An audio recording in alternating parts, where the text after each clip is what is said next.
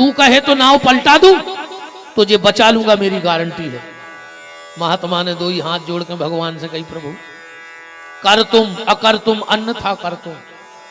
जब आप सब कुछ करने में समर्थ हो तो नाव पलटावे की जरूरत का है। भगवान बोले फिर, बोले इन लड़कों की मति पलटा दे के हमें परेशान न करें, वर्षित तो कर दे। ये संतों का स्वभाव है। भगवान कपिल कहते हैं, मां ऐसे संतों की शरण में जाओ, शांति अपने आप प्राप्त होगी। देखो दुनिया में 3 प्रकार के लोग हैं। कौन? एक वो क्या करें भूख लगे, भगवान ने जायदाद खूब दी है पर डॉक्टर ने मना कर दी कि मर जाओ, कुछ खा ले तो। हाँ जायदाद तो अच्छी है पर डॉक्टर ने कह दी मर जाओ, तो क्या करें कि भूख लगे। और एक वो है क्या करें कि भूख ना लगे, भूख तो खूब लगत है मनो भर पेट व्यवस्था ही नहीं है। और तीसरे कौन है? वो है संत, मिल गया तो सीताराम, नहीं मिला तो सीताराम। कबहू कबहू घी घना, अच्छो जजमान मिल जाए तो खूब खा लीजिए तो अच्छो खाता। कबहू कबहू मुट्ठी भर चना, कल दिन भर चना ही मैंने कर जाए, इतने मिल गए कहूं सीताराम। कभी कभी घी घना, कभी कभी मुट्ठी चना, और कभी कभी वो भी मना, तो 2 दिन न कर जाए भूखे। हमारे राम के साथ तो ऐसा कई बार हो जाता है। ये लोग हैं देखने वाले, कब आज भोजन मिले 2 दिन बाद करें, लंबो सफर हो कहूं बाहर जाने हो, क्योंकि बाजार का कुछ खाते नहीं राम, पानी कहीं का पीते नहीं, तला बघरा खाते नहीं। आलू का भरता, मिश्रा जी को पता है, आलू का भरता नमक मिलाया और रोटी से खा लिया। गैया का घी मिल गया तो लगा लिया, नहीं मिला तो रूखी रोटी और सूखा आलू या उबाल के दाल खा लेते हैं। बस इतना भोजन है शरीर का। ये स्थिति हो जाती है। तो कभी कभी घी घना, कभी कभी मुट्ठी चना, और कभी कभी वो भी मना। क्यों? सब राम इच्छा से चलता है। किससे चलता है? राम जी की इच्छा से। एक नरेंद्र भैया एक संत थे तो अयोध्या के, रहते थे वृंदावन थे। अयोध्या का शरीर था पर वृंदावन में रहते, और हर रामनवमी को जाते अयोध्या। अच्छा उनको एक आदत पड़ी थी राम जी की इच्छा से, कछु शब्द बोले पेलो शब्द न करे, राम जी की इच्छा से। एक बार वे रामनवमी को जा रहे थे वृंदावन से अयोध्या, ट्रेन में बैठे ही हैं, मजिस्ट्रेट चेकिंग आ गई। टीसी ने कही टिकट, बाबा जी बोले नहीं लाए राम जी की इच्छा से।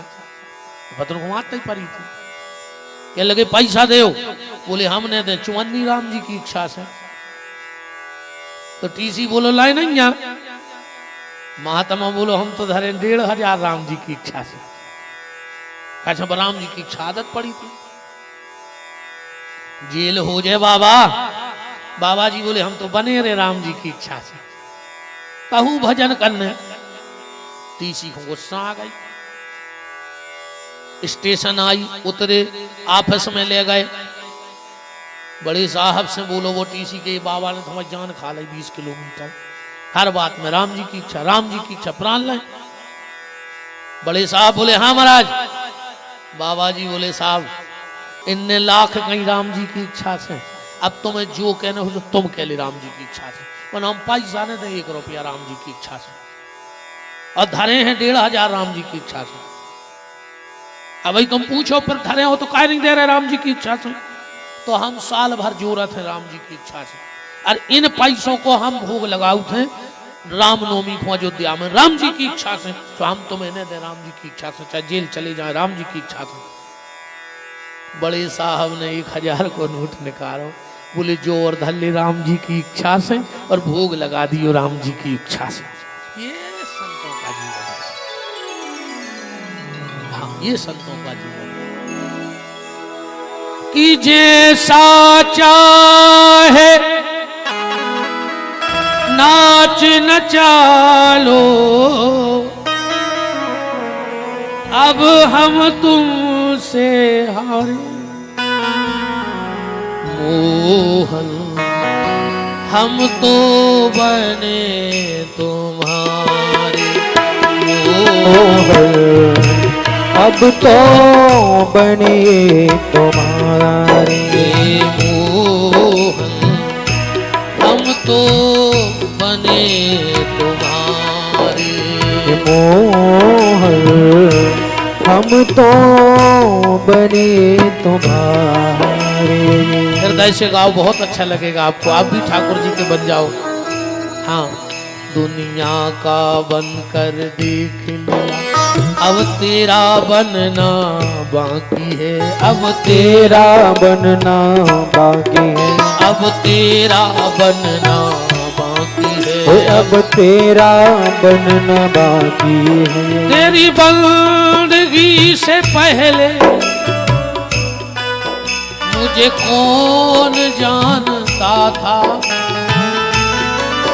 तेरे साथ ने बना दी मेरी जिंदगी तराना। ओ तेरे साथ ने बना दी मेरी जिंदगी तराना। बदलेगा ये जमाना मुझे गम नहीं है इसका, बदलेगा ये जमाना मुझे गम नहीं है इसका। मेरी जिंदगी के मालिक पर तुम बदल न जाना। ओ मेरी जिंदगी के मालिक कहीं तुम बदल न जाना। मेरी जिंदगी के मालिक कहीं तुम बदल न जाना। ओ मेरी जिंदगी के मालिक कहीं तुम बदल न जाना। जैसा चाहे नाच न चालो, ओ जैसा चाहे नाच न चालो, अब हम तुमसे हारे हम तो बने तुम्हारे। हम तो बने तुम्हारे।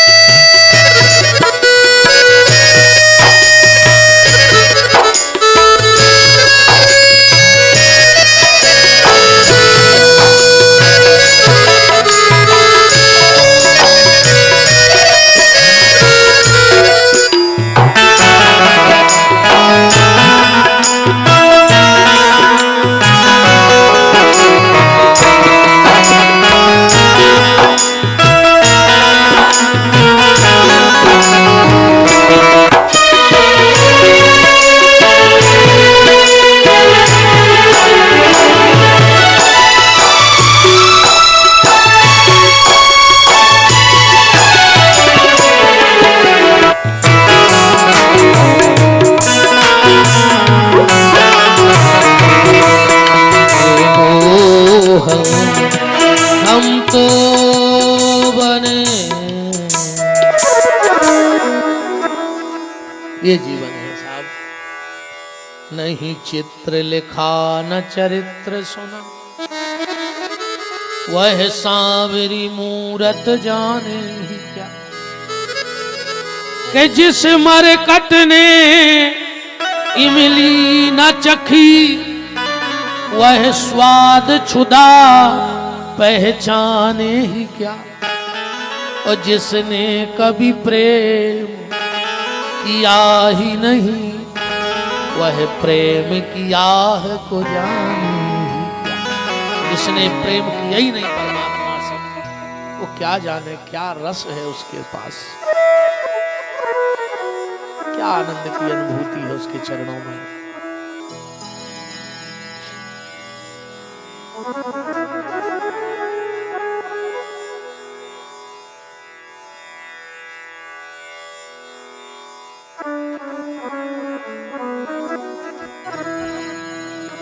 भगवान कपिल कहते हैं मां ऐसे संत की शरण में चली जा, तेरा बेड़ा पार हो जाएगा। महाराज उत्तानपाद के यहां 2 बेटे हुए, इनके 2 विवाह हुए थे, आप सबको पता है।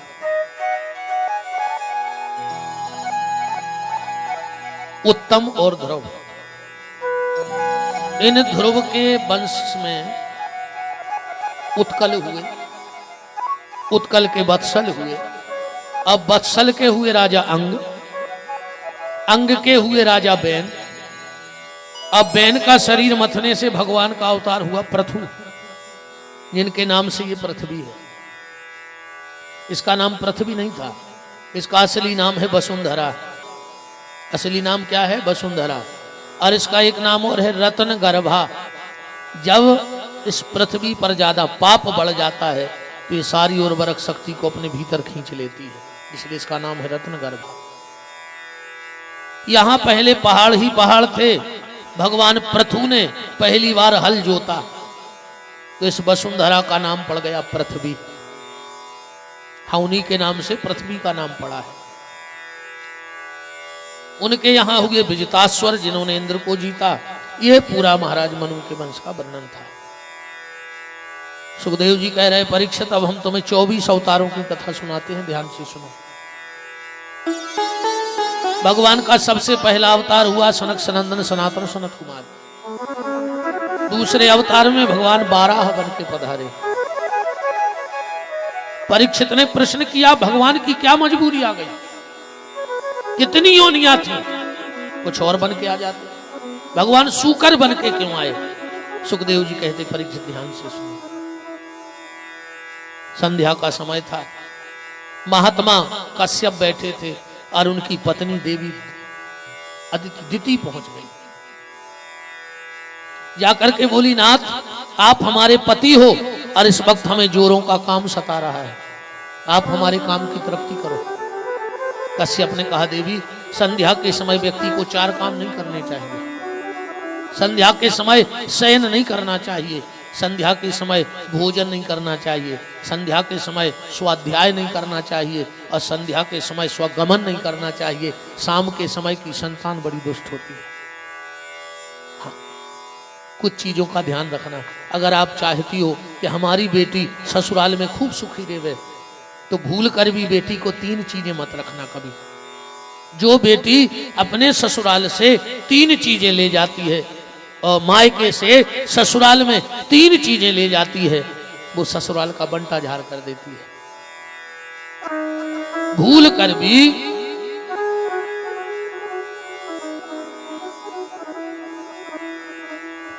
अपनी बेटी को ये 3 चीजें मत रखना। कौन कौन सी? पहले सुई छिलने वाली, कभी बेटी को मायके से नहीं ले जानी चाहिए। दूसरी चलना, आटा छानने वाला, दहेज में भी नहीं देना चाहिए। हाँ, और तीसरी अचार, बेटी कभी मायके से अचार ना ले जाए।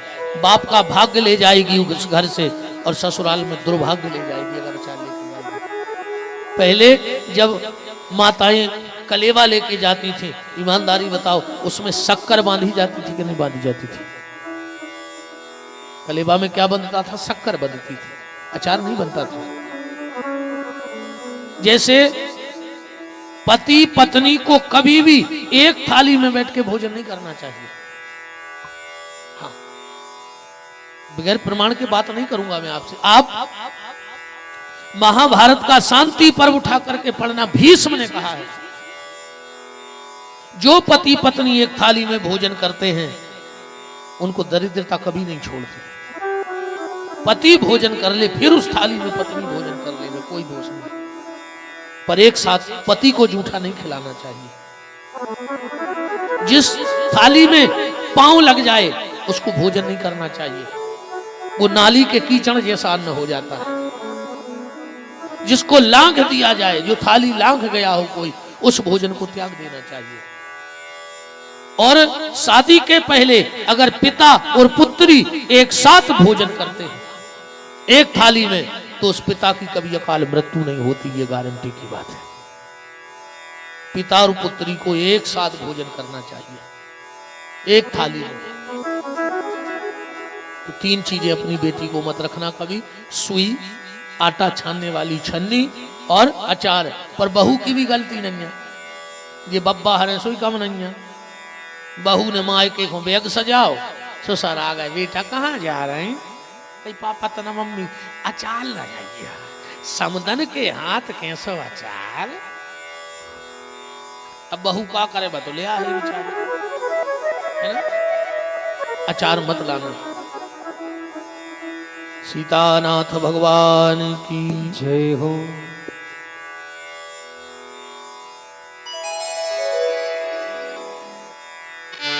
देवी दीति नहीं मानी।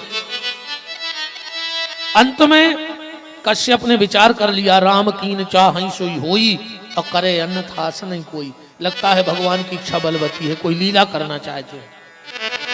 जब देवी दीति का कामज्वर शांत हो गया,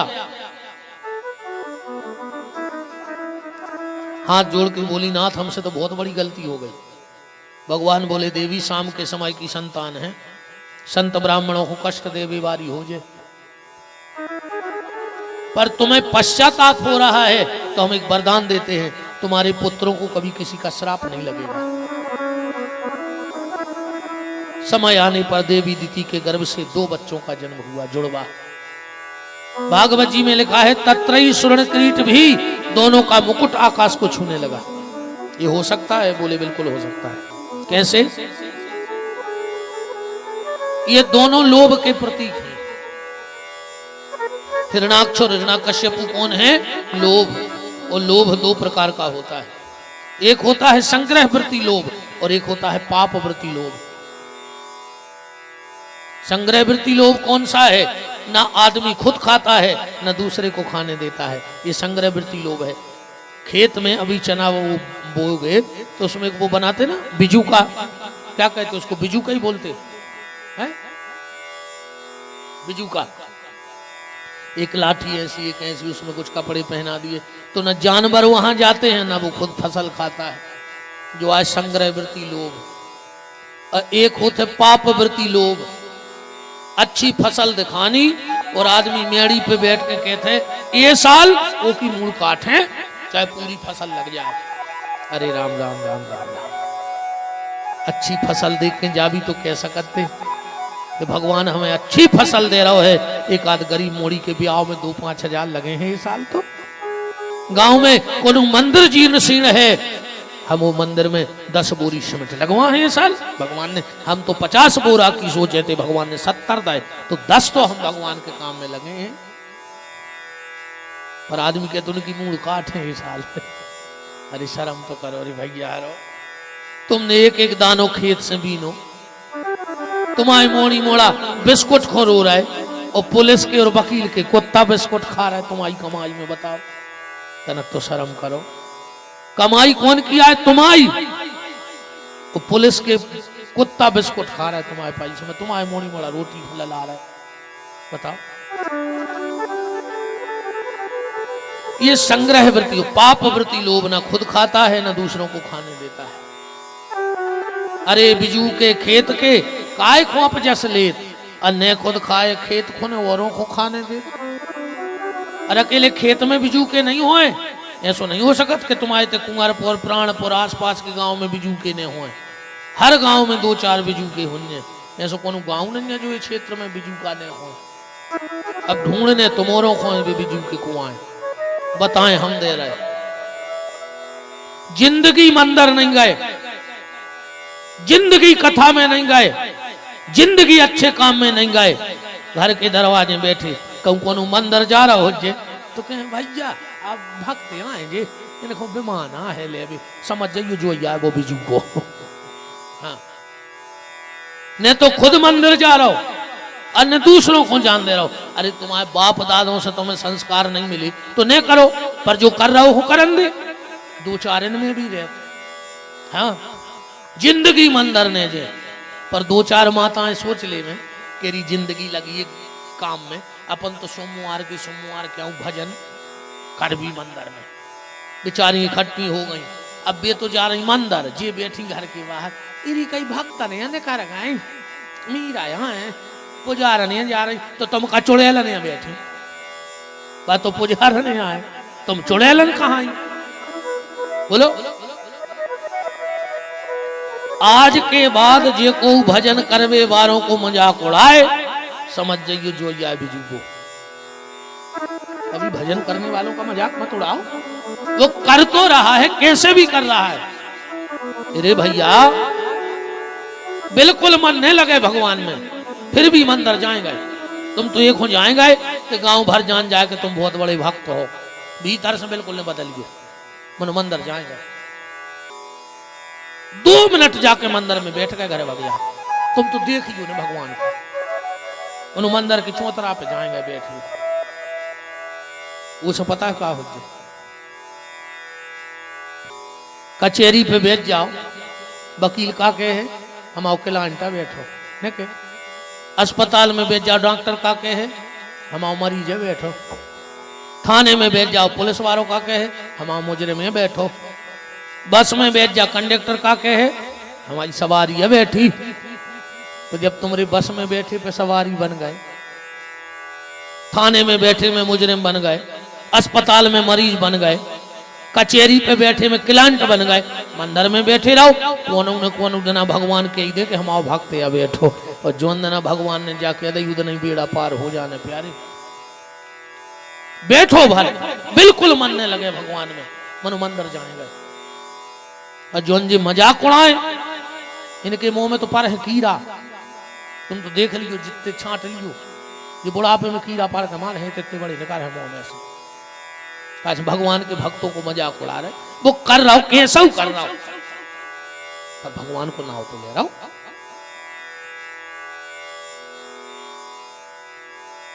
तो दोनों संग्रह वृत्ति लोभ हैं, और लोभ ऐसा ही बढ़त है जिम प्रति लाभ लोभ अधिकायु, लोभ ऐसा ही बढ़त है, चाहे पैसे से आनों में आती रही, जो आए लोभ, चाहे पैसे से आनों में आती रही, चाहे आनों से रुपया बनाती रही, चाहे रुपया की गड्डी जमाती रही, चाहे गड्डी से गाड़ी मंगाती रही, चाहे गाड़ी से होटल में जाती रही, चाहे होटल में बोतल खुलाती रही, चाहे क्या क्या न करती कराती रही, चाहे पाली जिन्होंने जी हरा हो गया, चाहे छोड़ी जिन्होंने जी रंगीला हो गया, और चाहे इनकी किसकी भगवान की, चाहे इनकी हमको हरदम चाहिए, और अगर ये हमें चाहे तो चंदेरी वालों से हमें क्या चाहिए। अगर भगवान हमें चाहने लगे तो हमें आपकी चाह की आवश्यकता नहीं रहेगी। हिरणाक्ष गया मुसट्टा लेके और एक दाव समुद्र में, ऐ समुद्र युद्ध करो, समुद्र निकल के आ गए। भैया मेरे को अपनी सोंगरी को देखो, अब हम बूढ़े आदमी से का लड़त रे, हम भी लड़ते कब अपनी उम्र हती, सामने दिखा गए नारद जी नारायण नारायण। हिरणाक्ष बोले है बाबा, पूरा नारायण नारायण जानता है कि लड़ना भिड़ना भी। नारद जी बोले भैया लड़बो तो नहीं जाने रे, मनो लड़ाबो ऐसो जाना थे कि जी को लड़ा दो 7 पैरी हो गई, सूरज नहीं रहे, और मंत्र फूंक दो कान में। हिरणाक्ष गया और पृथ्वी का सार उठा करके आ गया।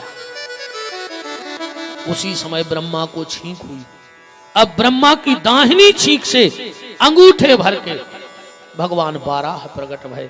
बोलो यज्ञ रूप 12 भगवान की जय।